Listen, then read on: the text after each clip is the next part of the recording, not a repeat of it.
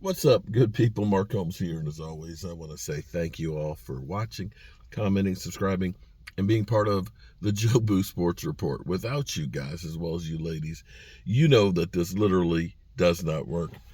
Hope everybody's having a great hump day, man. It is already Wednesday, man, and it's Christmas, the week before Christmas. It's just unbelievable how fast time flies.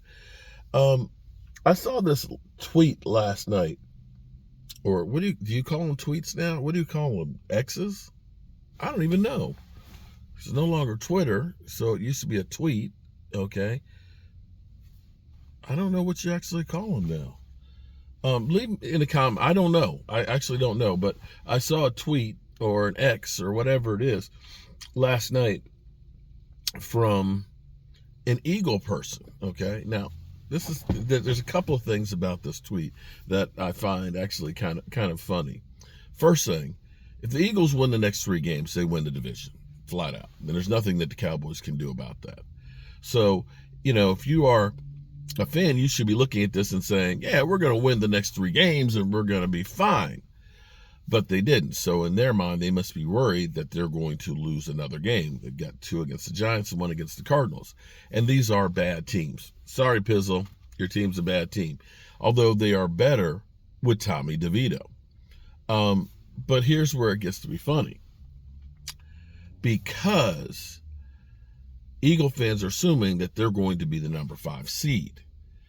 And this person was complaining because he said, the rule needs to be changed because the Eagles could be 3 games over 500. 3 games over the team they'll face on the road, which may be Tampa Bay. And that's a travesty.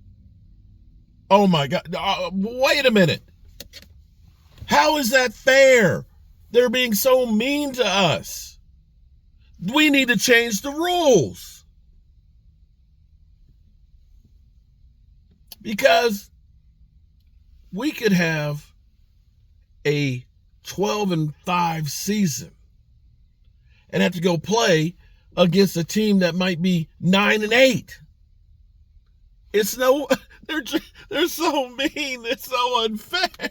Oh, it's so unfair. You know what's funny? I tell you what's funny. Last year, the Dallas Cowboys, they were a 12-win team. 12-5. And guess what they had to do? They not only had to go on the road against Tampa Bay,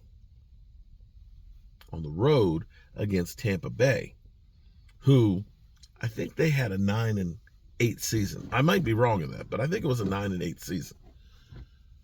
We not only had to go on the road to play Tampa Bay, we also had to do it on a Monday night. So we had a day less. And not only just a day, because when you play a night game that ends up, Monday night at 11:30, you got to get back home.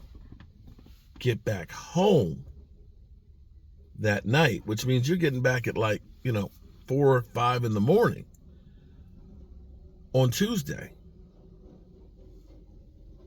And then we had to travel to San Francisco to play.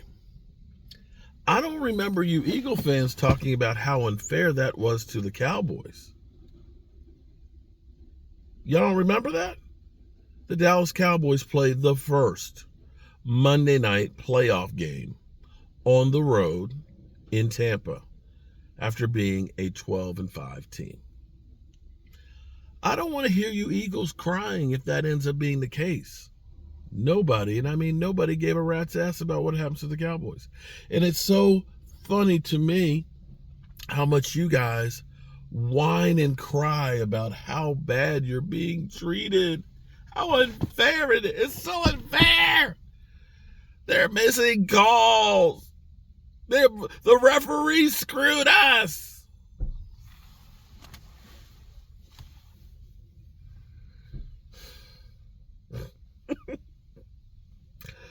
Oh my God.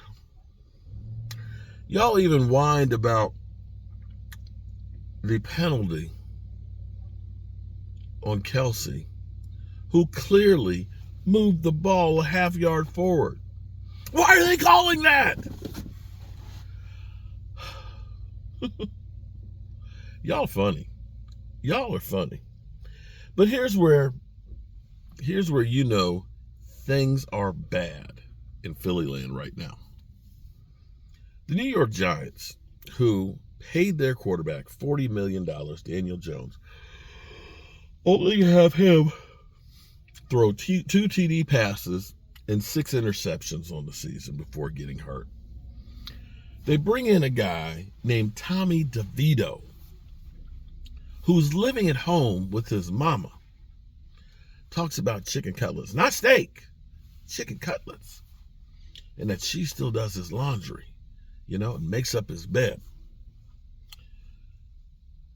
They won 3 of the last 5 with Tommy DeVito. And it seems like the team has responded.